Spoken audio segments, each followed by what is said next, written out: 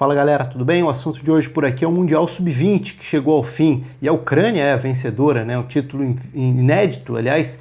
Todos os times que chegaram na reta final do torneio seriam campeões inéditos, possivelmente, já que nenhum campeão conseguiu chegar às fases finais. O que eu particularmente acho muito legal, porque mostra também essa diversidade na base, países diferentes e não necessariamente favoritos conseguindo fazer boas campanhas. Então se a gente olha, por exemplo, para o pódio, né, a gente vê Ucrânia, Coreia do Sul e Equador, o que é bastante legal, até por ver trabalho brotando, né, na base de diferentes países, e aí a gente está falando de países que não são referências dentro dos seus continentes. A Coreia do Sul ainda é referência na Ásia, mas mesmo assim, né, não tinha um asiático numa final de Mundial Sub-20 desde 99, quando o Japão perdeu para a Espanha, então eram 20 anos sem que isso acontecesse. Os países asiáticos têm dado trabalho nesses últimos anos em competições de base. O Japão já tinha tido ótimo time também no Mundial passado, com alguns jogadores bastante promissores.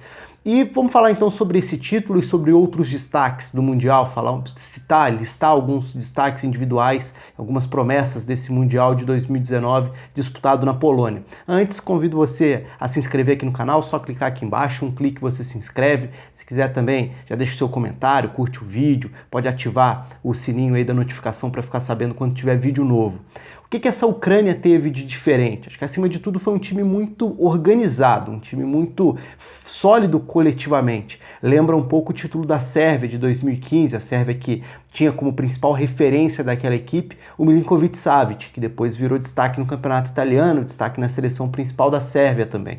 Essa não é a Ucrânia que tem os principais talentos da competição, embora tenha bons jogadores, mas foi desde o início um time muito organizado e até por isso foi virando um candidato em potencial com o passar do tempo. A gente pode citar diferentes jogadores, a começar pelo Lunin, que levou o prêmio de melhor goleiro da competição, goleiro que pertence ao Real Madrid. O Andriy Lunin foi muito bem quando exigido, num time que sempre atuou com 3 zagueiros, e aí pelo menos 2 deles se destacaram muito. O Popov, que não jogou a final, até porque estava suspenso, foi expulso na semifinal contra a Itália, um zagueiro que foi bem no momento defensivo e no momento ofensivo, como arma também na bola parada ofensiva, aparecendo na área adversária. Então era um desfalque importante para a Ucrânia na final. E o Bondar também, jogador que foi fundamental dentro desse equilíbrio defensivo, dentro dessa estrutura defensiva. Então só de falar de defesa eu já citei 3 nomes, goleiro e 2 dos zagueiros. E coloco também o Konoplia, que foi o ala pela direita. E não necessariamente aí pelo lado defensivo, mas por tudo que ofereceu indo à frente, abrindo o campo, chegando à linha de fundo, gerando situações de gol, talvez, muito provavelmente, o melhor lateral direito da competição, embora não tenha jogado como lateral, até por ter sido uma linha de 5, mas é um jogador que é legal ficar de olho, um jogador promissor dessa seleção da Ucrânia. E quando a gente avança um pouco no campo, embora o Konoplia já possa ser tratado como um jogador de fase ofensiva, porque aparece bastante com a bola no ataque, alguns jogadores, né? Se a gente for falar, na final, Supiarra foi o nome do time, mas ele vinha fazendo um Mundial bastante discreto, tinha até perdido posição, né? Então era um jogador que chegou badalado ao Mundial, não vinha correspondendo, na final desequilibrou. Mas os meias abertos são jogadores de talento. Tanto o Buletsa quanto o Tsitaishvili. O Tsitaishvili, mais talentoso até, oscilou bastante dentro do torneio, mas mostra qualidade, trazendo da meia direita para armar por dentro, tentando conduzir, carregar a bola para dentro para criar jogadas ou buscar um passe longo em diagonal também, e o Buletsa do outro lado. Outros nomes que são legais de destacar. Então só aí acho que já deu para falar de metade desse time da Ucrânia que foi campeão mundial, nomes realmente para ficar atento, né? Até no que vai acontecer nos próximos anos, nos próximos meses, quem sabe já na próxima temporada, dentro dessa transição também, até olhando para a seleção principal. Shevchenko é o técnico da seleção principal, vamos ver como vai aproveitar uma garotada que sai com esse respaldo de um título mundial inédito. E no lado da Coreia, destaque para o melhor jogador do torneio, pelo menos ganhou o prêmio e era um jogador já dos mais interessantes também, que era o Lee Kang-in, jogador que teve oportunidades no Valência durante a temporada, não tantas, mas já tinha mostrado potencial, jogador que tem qualidade para trabalhar tanto como um meia aberto pela direita trazendo para dentro, mas também com liberdade. A Coreia também foi uma seleção que jogou com linha de 5, jogou com 3 zagueiros na maior parte do torneio e tinha essa variação apenas. Jogaria com o Lee Kang-in atrás da referência, ou seja, ou jogaria com ele como meia pela direita numa segunda linha com 4, por exemplo. Foram algumas das variações, mas individualmente, tecnicamente, é um jogador que chama bastante atenção. Fica essa expectativa sobre como ele vai ser utilizado no Valência na próxima temporada. Até então ele vinha sendo tratado como um meia aberto, como um jogador para fazer essa meia pela direita no esquema do Marcelino, mas eventualmente pode até ser utilizado como um segundo atacante, dependendo de qual foi a ideia do treinador, olhando para a sequência de trabalho. Mas é um que merece ter mais minutos, até pelo que mostrou no Mundial. Não foi à toa que ficou com o prêmio, embora dê para citar outros nomes. Por falar em citar outros nomes, até para tentar fazer um certo balanço rápido do que foi a competição, vamos dar uma olhada no que foi a chave do mata-mata. Porque antes até de entrar na chave, a grande decepção foi Portugal, né? Portugal tinha o melhor elenco da competição, entrou como favorito, chegou ao torneio com grandes nomes, Rafael Leão, já destaque no campeonato francês, o Florentino, volante muito promissor do Benfica.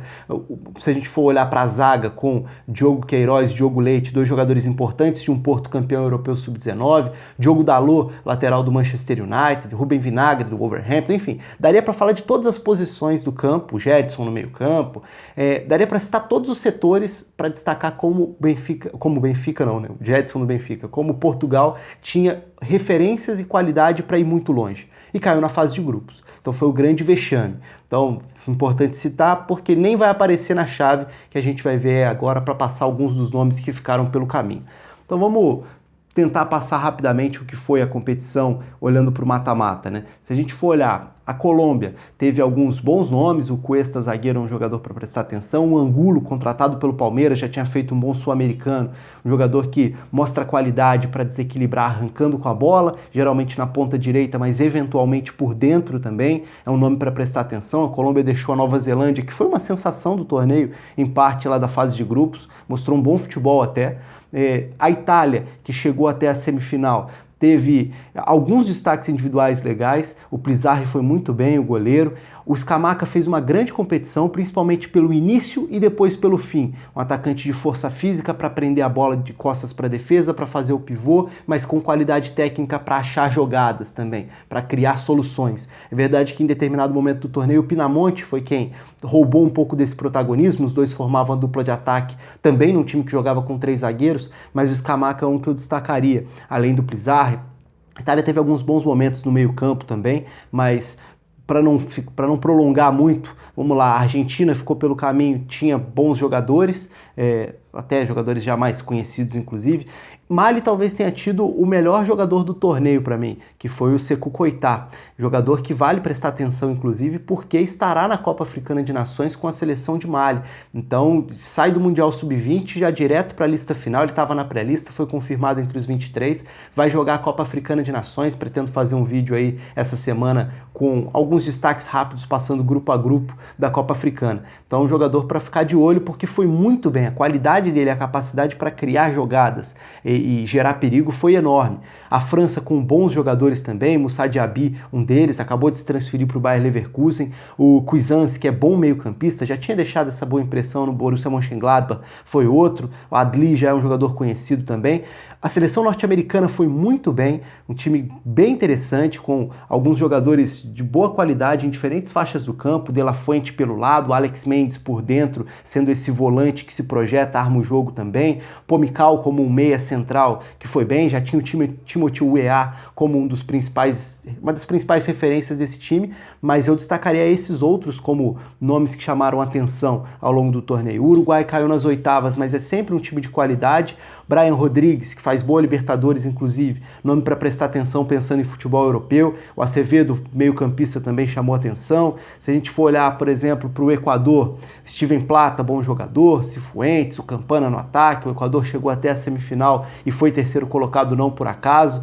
E até a própria Nigéria, por exemplo, que caiu nas oitavas, daria para citar, principalmente pelo que foi a fase de grupos, o Utim, lateral esquerdo, foi muito bem. Enfim, isso para tentar dar uma passada no que foi esse chaveamento aí, já que são tantas as seleções, muitos os jogos, só para tentar lembrar de alguns dos jogadores, mas você pode ficar à vontade para lembrar outros. Aí certamente eu não citei todos os destaques, até porque é difícil lembrar tudo assim de cabeça, só olhando para os nomes das seleções, mas você pode ficar à vontade para citar outros também, lembrar de outras promessas, jogadores que chamaram a atenção ao longo do torneio. O fato é que a Ucrânia foi a campeã e vamos prestar atenção nos próximos meses e temporadas para ver como vai ser esse desenvolvimento. Deixa aí nos comentários o que você achou do torneio, se faltou citar algum outro nome por aqui. Curta o vídeo, se inscreva no canal. Um abraço a todos e até a próxima.